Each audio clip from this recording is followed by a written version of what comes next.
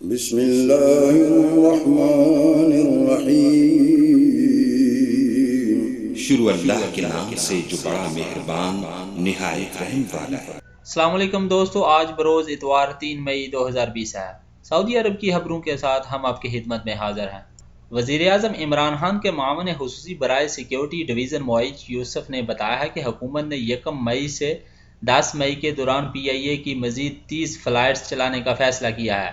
انہوں نے بتایا ہے کہ 21 مارچ کو فضائی حدود بند ہونے کے بعد سے اب تک 38 ممالک سے 15,000 سے زائد پاکستانیوں کو وطن واپس لایا جا چکا ہے۔ اسلام آباد میں نیوز بریفنگ کے دوران معید یوسف نے بتایا ہے کہ اب تک سعودی عرب، متحدہ عرب امارات، ملیشیا، انڈونیشیا، عمان، کینیڈا، برطانیہ، امریکہ، ناروے اور بحرین سمیت 38 ممالک سے پاکستانیوں کو واپس لایا گیا ہے۔ ان کے مطابق اب بھی 88 ممالک میں 1 لاکھ سے زائد پاکستانی موجود ہیں جو وطن واپس آنے کی خواہش رکھتے ہیں۔ انہوں نے مزید بتایا ہے کہ ان 1 لاکھ پاکستانیوں میں سے 90% 3 ممالک میں موجود ہیں۔ متحدہ عرب امارات میں 70,000 کے قریب، سعودی عرب میں 15,500 سے زائد، جبکہ قطر میں 6,000 سے زیادہ پاکستانی موجود ہیں۔ معید یوسف کا یہ بھی کہنا تھا کہ بیرون ملک میں موجود پاکستانیوں کی واپسی کے لیے طریقہ کار فہرست متعلقہ ملک میں موجود پاکستانی سفیر اور سفارتخانہ طے کرتا ہے۔ انہوں نے کہا کہ تمام پاکستانیوں سے گزارش ہے کہ وہ خود کو متعلقہ ملک میں موجود پاکستانی سفارتخانے کے ساتھ رجسٹر کریں تاکہ ان کا نام فہرست میں شامل کیا جا سکے۔ معاون خصوصی برائے سیکیورٹی ڈویژن نے مزید کہا کہ حکومت نے جن پاکستانیوں کو ترجیحی بنیادوں پر واپس لانے کا فیصلہ کیا ہے، ان میں بے روزگار ہونے والے افراد، غیر ملکی جیلوں سے رہا ہونے والے قیدی، وہ افراد جن کے ویزوں کی مدت ختم ہو گئی ہے اور زائرین بھی شامل ہیں۔ انہوں نے کہا کہ چونکہ کرونا وائرس صحت کا معاملہ ہے، اس لیے طبی ماہرین کی تجاویز کے بعد یہ طے کیا گیا ہے کہ واپس آنے والے پاکستانیوں کا کرونا ٹیسٹ لازمی کیا جائے گا۔ حکومت پالیسی کے مطابق واپس آنے والوں کو 48 گھنٹے قرنطینہ میں گزارنا ہوگا۔ جن کے ٹیسٹ منفی آئیں گے انہیں گھر جانے کی اجازت دی جاتی ہے۔ اسی حوالے سے کسی کو استثناء نہیں ہے۔ انہوں نے کہا کہ ایک مسافر کو پاکستان پہنچنے کے بعد گھر جانے میں 3 سے 4 دن لگ سکتے ہیں، کیونکہ ٹیسٹ کا نتیجہ آنے میں بھی بعض اوقات 2 دن لگ جاتے ہیں۔ معید یوسف کا یہ بھی کہنا تھا کہ گھر جانے والوں میں سے کہا جاتا ہے کہ وہ 14 دن تک گھروں میں رہیں اور اپنا خیال رکھیں۔ معاون خصوصی برائے سیکیورٹی ڈویژن نے بتایا کہ وفاقی اور صوبائی حکومتوں کے پاس ایک وقت میں زیادہ سے زیادہ 8,000 پاکستانیوں کو واپس لانے اور ان کے ٹیسٹ کرنے کی صلاحیت موجود ہے۔ ان کے مطابق وزیر اعظم نے کہا کہ صوبوں کے ساتھ مشاورت کر کے اس صلاحیت میں اضافہ کیا جائے گا۔ انہوں نے یہ بھی کہا کہ ہم صوبوں کے ساتھ مشاورت کر کے کوشش کریں گے کہ اس صلاحیت کو 12 سے 15,000 تک مسافروں کو لے جائیں۔ معید یوسف نے یہ بھی واضح کیا ہے کہ پاکستان سے باہر جانے پر کوئی پابندی عائد نہیں ہے۔ آپ فی الحال PIA اور قطر ایئر ویز کی مخصوص پروازوں کے ذریعے ملک سے باہر جا سکتے ہیں۔ سعودی وزیر خزانہ محمد الجدعان نے کہا کہ کرونا وائرس کے حوالے سے مملکت کی جانب سے جو اہم اقدامات کیے گئے ہیں ان میں نجی شعبے کو امداد کی فراہمی ہے، جس کے ذریعے سعودی ملازمین کے روزگار کو جاری رکھا گیا ہے۔ العربیہ TV خصوصی کو انٹرویو دیتے ہوئے وزیر خزانہ نے کہا کہ کرونا وائرس کے اثرات سے نمٹنے کے حوالے سے مملکت کی جانب سے سخت اقدامات کیے جائیں گے جو تکلیف دہ بھی ہو سکتے ہیں۔ الجدعان نے مزید کہا کہ کرونا بحران سے نمٹنے کے لیے تمام آپشنز کھلے ہیں، تاہم ہمیں اپنے بجٹ اخراجات میں کمی لانا ہوگی۔ وزیر خزانہ نے واضح کیا ہے کہ نجی سیکٹر میں سعودیوں کے روزگار کو تحفظ دینا اور بنیادی ضرورتوں کی فراہمی کو یقینی بنانا اہم ہدف تھا۔ کرونا وائرس کے حوالے سے کیے جانے والے اقدامات کے بارے میں سعودی وزیر خزانہ کا یہ کہنا تھا کہ جو اقدامات کیے گئے ہیں وہ مناسب اور بروقت تھے۔ کرونا وائرس سے ہونے والے حقیقی اثرات دوسری سہ-ماہی میں ظاہر ہوں گے۔ انہوں نے مزید کہا کہ پہلی سہ-ماہی میں بجٹ کے اعداد و شمار کے اثرات بڑی سطح پر ظاہر نہیں ہوئے، تاہم سعودی عرب کرونا وائرس کی وبا سے متاثرہ عوام کی مدد کرنے کے حوالے سے پرعزم ہے۔ الجدعان نے کہا کہ دنیا اور سعودیہ میں اقتصادی معاشی حالات اب اس طرح نہیں ہو سکتے جیسا کہ کرونا وائرس سے پہلے تھے۔ آمدنی میں بڑی حد تک ڈرامائی انداز میں کمی آئی ہے، ہوا و تیل کی آمدن ہو یا دیگر وسائل کی، تاہم حکومت اب اس وبا سے نمٹنے کے لیے بڑے آپشنز پر غور کر رہی ہے۔ وزیر خزانہ کے مطابق حکومت نے عالمی منڈی سے بڑا قرض لینے کا فیصلہ کیا ہے، تاہم اتنا ہی کافی نہیں ہوگا۔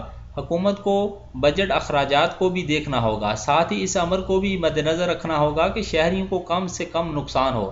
دان کے مطابق سعودی عرب میں اب تک 180 ارب ریال کی امداد کی جا چکی ہے، جو کہ مقامی طور پر غیر پٹرول کی پیداوار کا 8% حصہ ہے۔ ایک سوال پر وزیر خزانہ الجدعان نے کہا ہے کہ موجودہ صورتحال میں یہ ضروری ہے کہ بعض منصوبوں میں توسیع اور سفر کے اخراجات کو بھی کم کیا جائے۔ سعودی عرب کے کئی دہائیوں سے اس طرح کے بحران سے نہیں گزرا، تاہم اس کے بڑے اثرات ہیں، ہوا و معیشت کے حوالے سے ہوں یا صحت کے اعتبار سے۔ سعودی عرب میں قسیم ریجن کے پولیس ترجمان کرنل بدر السحبہانی نے کہا ہے کہ فارم ہاؤسز میں چوری کی وارداتیں کرنے والے 2 سعودی شہری کو گرفتار کر لیا گیا ہے۔ سعودی خبررساں ایجنسی کے مطابق گرفتار ملزمان کی عمریں 30 اور 40 برس کے درمیان ہیں، جو ریجن میں قائم مختلف فارم ہاؤسز میں قیمتی اشیاء چرانے کے ماہر تھے۔ ملزمان نے پولیس کی ابتدائی تحقیقات میں متعدد وارداتوں کا بھی اعتراف کر لیا ہے۔ گرفتار ملزمان کے خلاف مقدمہ درج کر کے ان کا چلان پراسیکیوشن جنرل کے ادارے کو بھیج دیا گیا ہے، جہاں ان سے مزید تحقیقات کے بعد مقدمہ کرمنل کورٹ میں بھیجا جائے گا۔ ریجن پولیس ترجمان کا یہ بھی کہنا تھا کہ قانون نافذ کرنے والے ادارے کے اہلکار مکمل چوکس ہیں اور جرائم میں ملوث افراد ہوا کوئی بھی ہو قانون کی پہنچ سے بچ نہیں سکتے۔ سعودی وزارت صحت کے مرکزی ترجمان ڈاکٹر محمد العبد العلی کا کہنا ہے کہ گزشتہ 24 گھنٹے میں جن مزید افراد کے کرونا ٹیسٹ پازیٹیو آئے ہیں، ان میں سے 91% غیر ملکی ہیں، جبکہ 9% سعودی شہری ہیں۔ وزارت صحت کی جانب سے یومیہ بنیادوں پر پریس کانفرنس سے خطاب کرتے ہوئے ترجمان صحت کا کہنا تھا کہ کورونا سے بچاؤ کے لیے ہم سب کو مل کر کام کرنا ہوگا۔ ترجمان کا مزید یہ بھی کہنا تھا کہ سب سے اہم بات یہی ہے کہ جو ہدایت ادارہ صحت کی جانب سے دی جا رہی ہیں ان پر سختی سے عمل کریں، اور جب بھی گھر سے باہر نکلیں یا گھر واپس آئیں سب سے پہلے ہاتھوں کو اچھی طرح سے دھوئیں، سماجی فاصلے کی دوری کا خاص خیال رکھیں، کیونکہ کرونا وائرس کا پہلا حملہ ہاتھوں پر ہوتا ہے اور ہاتھوں سے ہی یہ مہلک وائرس دوسروں تک منتقل ہونے کی صلاحیت رکھتا ہے۔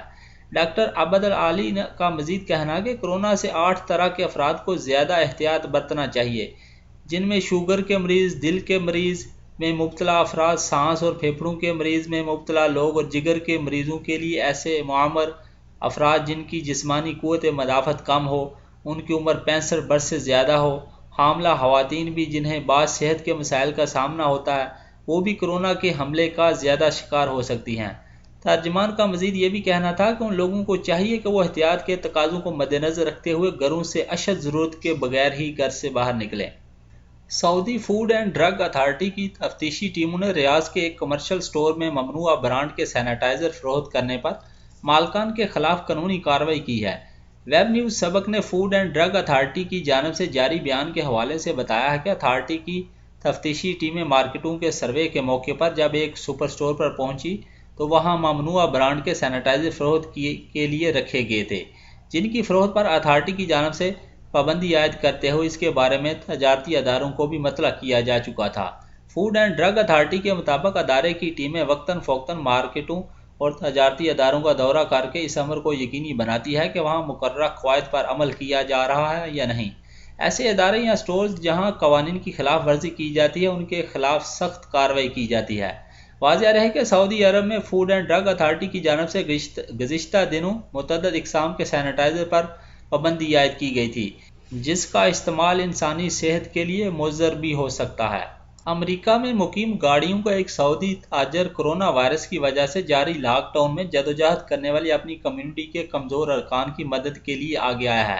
حماد المنصور رضاکاروں کی ایک چھوٹی سی ٹیم کے ساتھ بحر الکاہل کے شمال مغربی شہر سیٹل میں کمیونٹی کے چھوٹے موٹے کام کر رہے ہیں اور ان کی مدد بھی کر رہے ہیں۔ سیٹل وہ جگہ ہے جہاں کرونا وائرس کا پہلا امریکی کیس درج کیا گیا تھا۔ انہوں نے عرب نیوز کو بتایا کہ میں یہاں موٹر گاڑیوں کے شعبے میں کام کرتا ہوں اور جب 27 مارچ کو کرونا وائرس کے کیسوں کا پتہ چلا تو میں نے سوسائٹی کے لیے ہر طرح کے ممکنہ خدمات کی فراہمی کا سوچا۔ حماد المنصور کو کرونا وائرس کی وجہ سے اپنی کار ایجنسی کو بند بھی کرنا پڑا ہے۔ انہوں نے کہا کہ ان کے 3 دوستوں نے گھر پر رہنے کی بجائے مقامی برادری کے لیے کچھ کرنے کا سوچا۔ اس علاقے میں مقیم دیگر سعودیوں نے بھی عمر رسیدہ اور کمزور مقامی افراد کو ضروری چیزوں کی خریداری اور اہم خدمات فراہم کرنے میں رضاکارانہ طور پر مدد کی۔